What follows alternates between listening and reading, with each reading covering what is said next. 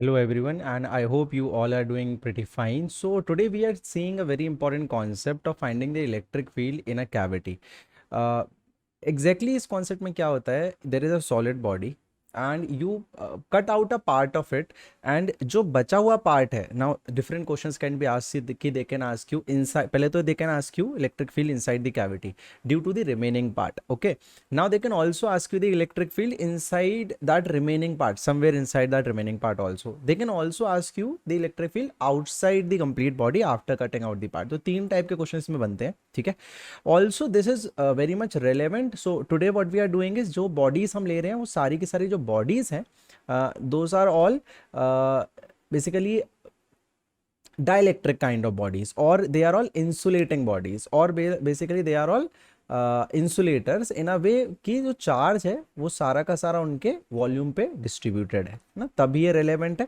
अगर ये कंडक्टर होता तो then it would be much easier that I would have covered in another video. So वो अलग वीडियो में हम कवर करेंगे, but this is much more difficult to understand and it's much more interesting also. So आगे बढ़ने से पहले, before going into the depth of electric field, कुछ फॉर्मूले हैं जो हमें पहले से पता होने चाहिए, या वो वर्जन्स ऑफ फॉर्मूले हमें पहले से पता होने चाहिए. तो ये वर्जन है basically solid sphere. So let me just take this more here. So this is all about the electric field due to solid sphere, solid non conducting और इंसुलेटिंग स्फीयर, जिसमें सारी वॉल्यूम पे आपका चार्ज डिस्ट्रीब्यूटेड होता है, ठीक है.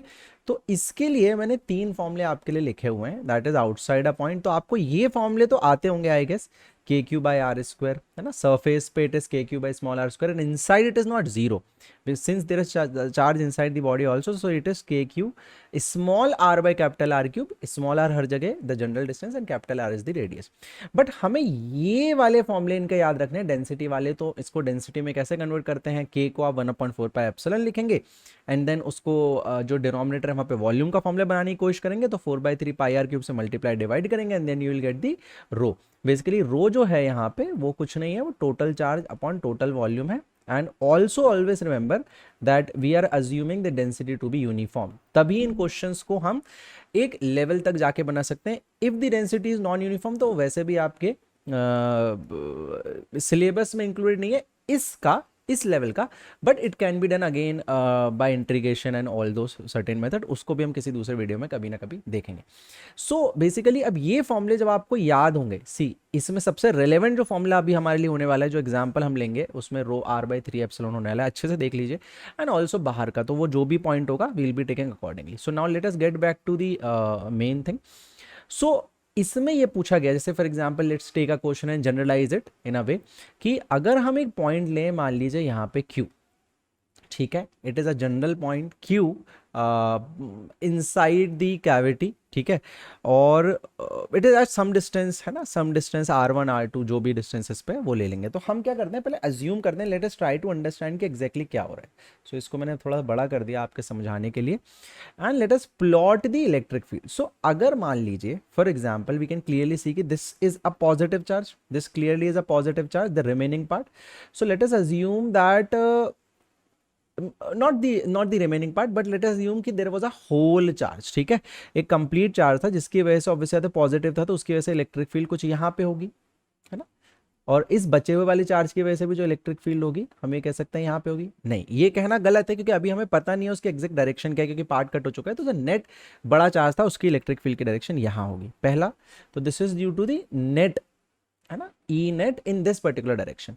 अच्छा, अगर मैं इस चार्ज को देखूं तो ये चार्ज यहां से हट गया, इसका क्या, इसके दो अजम्पशन हो सकते हैं. One assumption is what we can say कि इस जगह हमने नेगेटिव चार्ज को प्लेस कर दिया है, तो वहां पे नेट चार्ज जीरो हो गया. ऑल्सो वी कैन अज्यूम कि यहाँ पे एक चार्ज था जो कि फॉर एग्जाम्पल यहाँ पे क्यू डैश चार्ज था, और जो यहाँ बचा है वो क्यू डबल डैश बचा है, और दोनों का सम कैपिटल क्यू था. तो हम ये लिख लेते हैं कि दोनों का सम कैपिटल क्यू था, तो Q double dash plus Q dash का सम कैपिटल क्यू था, है ना, जो बचा हुआ. और वो तो इसकी इसके ड्यू टू जो इलेक्ट्रिक फील्ड होगी, मतलब अगर ये पॉजिटिव चार्ज होता, ये हो गया टोटल का, नेट का. और सिर्फ अगर मैं इसकी बात करूं, मान लीजिए इसमें भी कुछ पॉजिटिव चार्ज रहा होगा पहले जो अब नहीं है, वो पॉजिटिव चार्ज की जो इलेक्ट्रिक फील्ड, मैं अलग अलग वे से आपको समझाने की कोशिश कर रहा हूं, तो वो पॉजिटिव चार्ज की जो इलेक्ट्रिक फील्ड होगी again that will B into this direction, let's say, है ना, ये पॉइंट हमने यहां मान लिया, ठीक है. अच्छा, interestingly at this point if we say, अगर हम इसको बाय पार्ट देखें तो ये चार्ज और ये चार्ज कंट्रीब्यूट करके ही नेट चार्ज दे रहा होगा, मतलब नेट फील्ड दे रहा होगा. तो we can write a equation for this particular diagram and the equation can be written as, just give me a minute, I'll just make it 100% again. Yes, so the equation can be written as that the net field E net at some point q is basically a vector sum of, is vector sum of the removed part plus the left part. It is pretty obvious, जो left और remove होगा उसके सम से ही तो net वहां पे आ रहा होगा. This is one way of understanding it. So let us go on to solving this particular equation. So if we see this equation what we can see is, जो हमें निकालना था, हमें क्या निकालना था वहां पे, हमें निकालना था E due to left part. So E due to left part will be equal to, the vector equation of it will be equal to E net Q vector minus E removed vector. Now this is very interesting. See, that is why I said कि मैं इसको negative charge कैसे assume कर रहा था. मैंने आपसे बोला था हम इसको क्या कर सकते थे, we would have directly assumed that कि हमने यहाँ पे जितना यहाँ ये क्यू डैश था ना, इतना यहाँ पे नेगेटिव चार्ज रख दिया.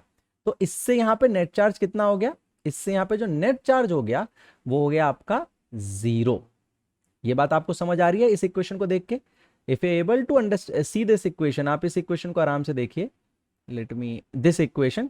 सो यू कैन सी कि हमने नेट में से क्या किया, रिमूव कर दिया उतना पार्ट जो वहां पे पॉजिटिव था. इसका क्या मतलब हुआ, हम ये भी तो कह सकते हैं हमने ऐड कर दिया उतना ही नेगेटिव पार्ट, ये भी कह सकते हैं ना, ऐड कर दिया उतना ही नेगेटिव पार्ट, मतलब हमने नेगेटिव चार्ज वहां पे प्लेस कर दिया. सो now let us move forward. अब यहाँ पे हमें क्या करना है, सिर्फ फॉर्मूले रखने हैं, है ना.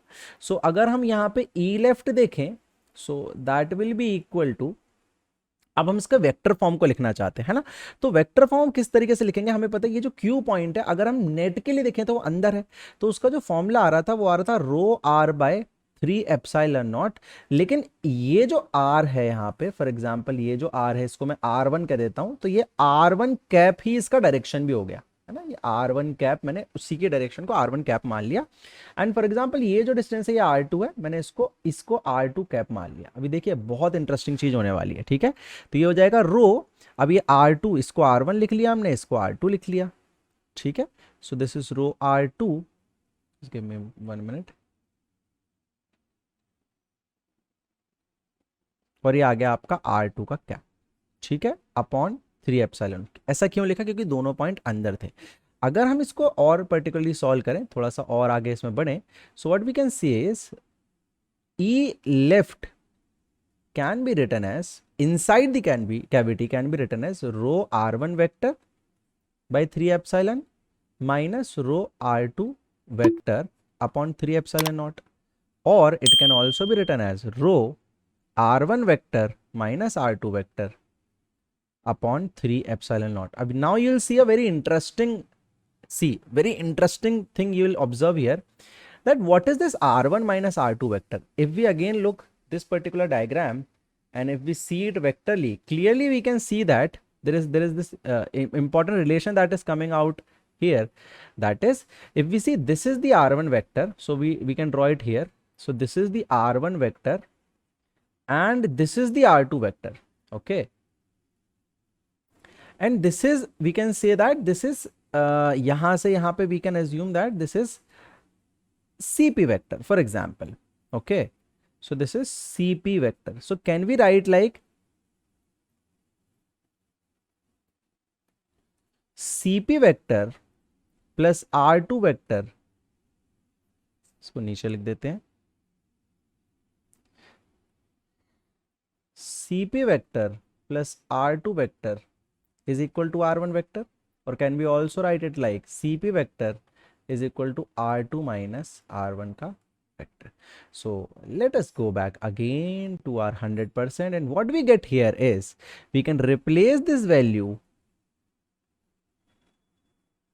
of R1 minus R2 vector with CP vector upon 3 epsilon naught. And if you clearly see, this CP is independent of the point, it is just the distance between both the centers, It is the distance between both the centers independent of where point Q lies and the magnitude of it. So what you can say now is that at any point inside, now this is very interesting, at any point inside the cavity, the direction of electric field is along the CP vector at any point, because we were actually calculating at general point, and it is also constant in magnitude, which is equal to rho r, and r is the distance between both the centers upon 3 epsilon.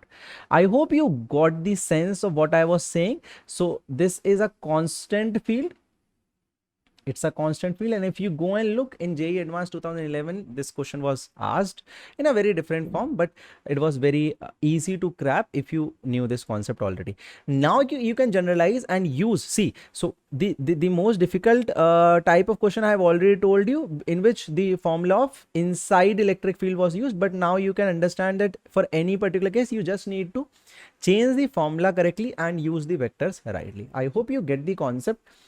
Let me know what all concepts and what all small videos and conceptual videos you need from me. So I'll be making these small videos, and we can be covering many good concepts by these small videos. So we'll be meeting next time in the video. Till then, subscribe to the channel if you're new here, and like the video if you like the content.